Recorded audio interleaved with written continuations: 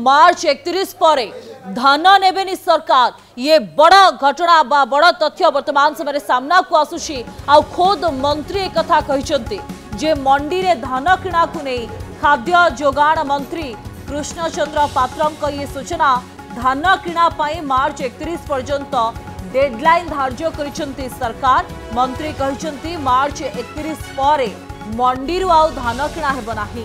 वर्तमान सुधा 65 lakh metric ton धान संग्रह करा जाय सारिछि। टार्गेट 90% धान संग्रह होई सारलाणी बोली मंत्री सूचना दैछंती।